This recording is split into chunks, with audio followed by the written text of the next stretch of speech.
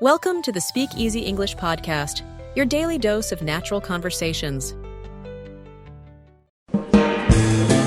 Hello, English learners. Welcome back to English Pod. My name is Marco. And I'm Erica.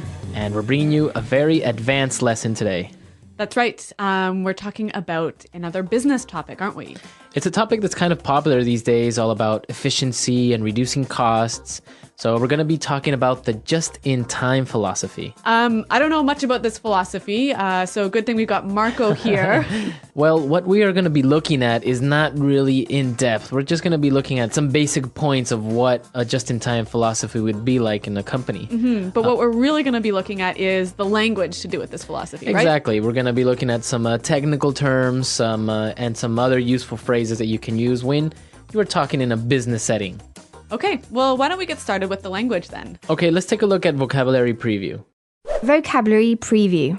On vocabulary preview today, we have the word lead time. Lead time. Lead time. L-E-A-D, lead. Lead time. Right, like lead. This is something that factories usually would use. Yep. Yeah, I guess lead time is the time in between point A and point B on a production schedule, right? Right. So you could have, for example, production lead time. So that's the time between when you make an order and when the product is finished. Exactly. And you could also have delivery lead time. So the time between when you place an order and when the product gets delivered to you. So depending on the companies, you have different lead times. Some are 3 days, other are 5 days, Yep. other are 45 days. And we at English Pod have a 2-week lead time for our podcast, right? But our delivery lead time is every other day. That's true. Nice. Okay, that's all we're going to be previewing today. So why don't we just listen to the dialogue and then we'll come back and explain some of these tricky vocabulary words that we'll see.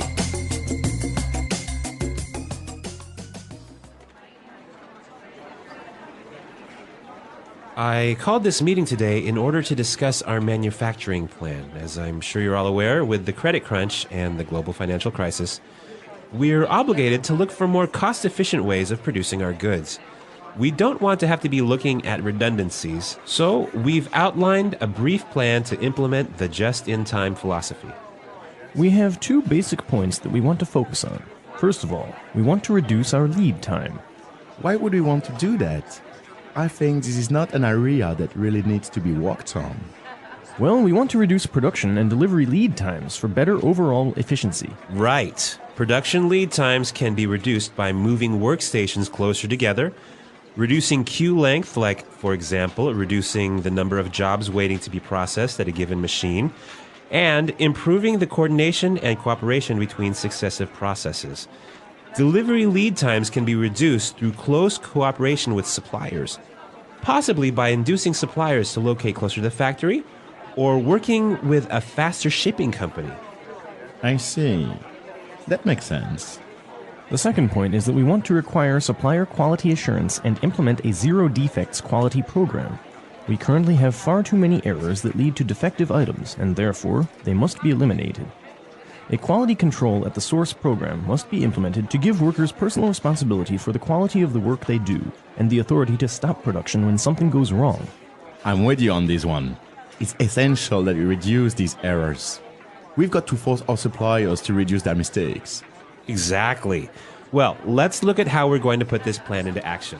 First,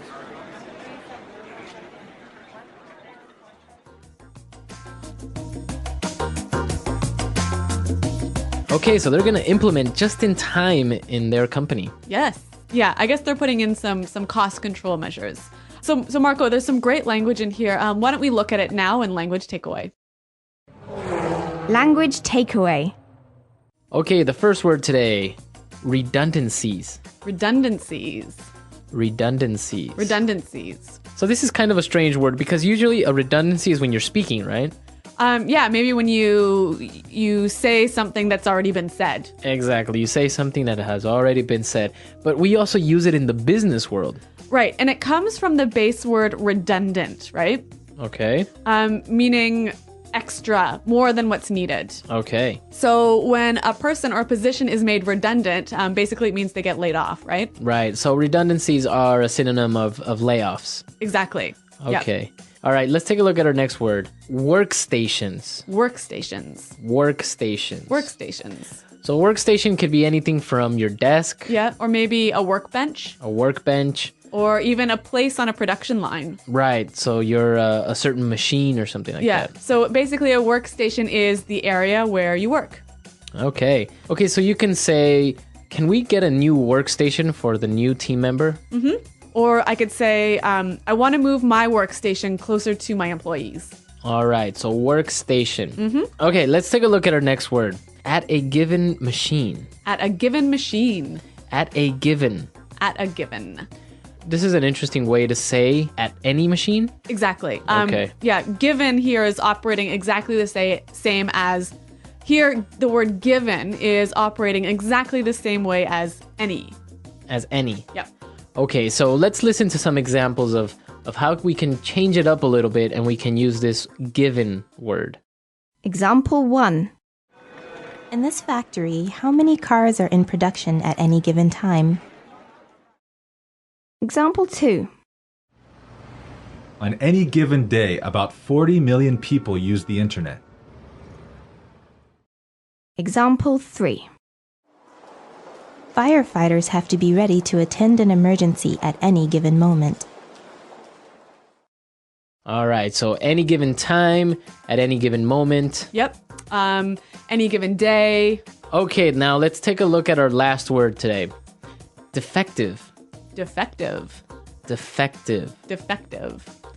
So if something is defective, It has a problem with it. it has a problem. Yeah. We can say defective is an adjective. Right. And the noun is defect. Defect. Yep. So if something has a defect, it is defective. Right. So for example, maybe you produce chairs and you make one and this chair is missing a wheel. Okay, so it's defective. Yes. The defect is the missing wheel. The defect is the... Okay.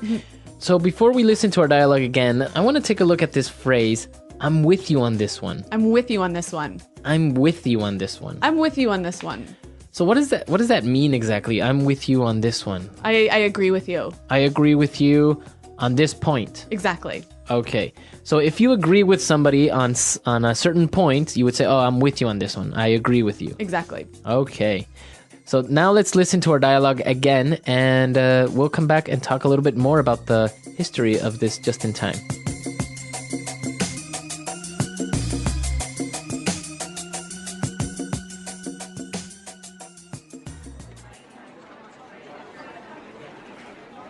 I called this meeting today in order to discuss our manufacturing plan. As I'm sure you're all aware, with the credit crunch and the global financial crisis, we're obligated to look for more cost-efficient ways of producing our goods. We don't want to have to be looking at redundancies, so we've outlined a brief plan to implement the just-in-time philosophy. We have two basic points that we want to focus on. First of all, we want to reduce our lead time. Why would we want to do that? I think this is not an area that really needs to be worked on. Well, we want to reduce production and delivery lead times for better overall efficiency. Right. Production lead times can be reduced by moving workstations closer together, reducing queue length, like, for example, reducing the number of jobs waiting to be processed at a given machine, and improving the coordination and cooperation between successive processes. Delivery lead times can be reduced through close cooperation with suppliers, possibly by inducing suppliers to locate closer to the factory or working with a faster shipping company. I see. That makes sense. The second point is that we want to require supplier quality assurance and implement a zero defects quality program. We currently have far too many errors that lead to defective items, and therefore, they must be eliminated. A quality control at the source program must be implemented to give workers personal responsibility for the quality of the work they do, and the authority to stop production when something goes wrong. I'm with you on this one. It's essential that we reduce these errors. We've got to force our suppliers to reduce their mistakes. Exactly. Well, let's look at how we're going to put this plan into action. First,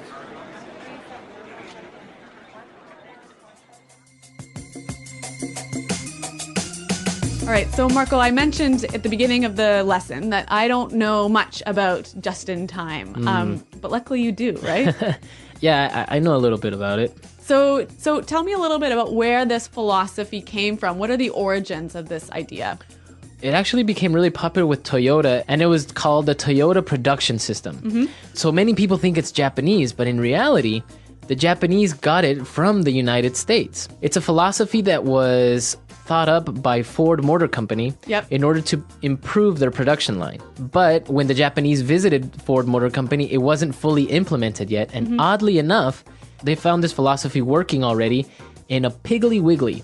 What's a Piggly Wiggly? Piggly Wiggly was a chain of grocery stores in the United States. Okay. I'm not sure if they're still around, but yeah, they were really big. And basically, Piggly Wiggly was using this to improve their whole system of shipping and of stocking and everything. Okay, so how does it work? So basically, what you try to do is make your processes more efficient, reduce the amount of space you're using, etc. And this was really important for Japanese because, of course, they don't have that much space in Japan to have this huge warehouses like in other countries. So what you're saying is they're producing goods just for the time they need it, right? Exactly. So trying to not be overstocked. Yeah. Or have like a long lead time or something. Long lead times where you have to keep something like in a warehouse. Yeah. Exactly. Yeah. So that's why it's so efficient. And also it's about improving the efficiency between processes. So what's sometimes called a bottleneck. You can have really good processes in the beginning, but in the end, maybe you have only one workstation that's taking all these orders and everything gets bottled up and it causes delays. Slow, yeah. So in the dialogue, they want to implement the just-in-time strategy as a way of avoiding redundancies. But it sounds to me like actually this might cause redundancies sometimes. Well, yeah, sometimes it does. Sometimes when you make workstations more efficient or when you make all your processes work more fluidly, sometimes inevitably you will have to lay off some people that are redundant. Okay. Have you ever worked in a company where they've implemented just in time? No, actually, I've never really worked at a place where this philosophy was working, but I did used to work at a place where we had Six Sigma, which is a little bit similar. Yeah. Well, I guess we'll need a lesson on Six Sigma in the future. Yeah, we'll see if we come out with Six Sigma and what it means, and it's kind of interesting, but we want to hear what you think. Yes. Have you guys worked in a place where they use just in time? Exactly. Or if you have any quality control measures, or how does your company avoid having defective items or defective services? So visit our website, englishpod.com, and Marco and I are always around to respond to your comments and answer your questions. Exactly. So until then, it's goodbye. Bye.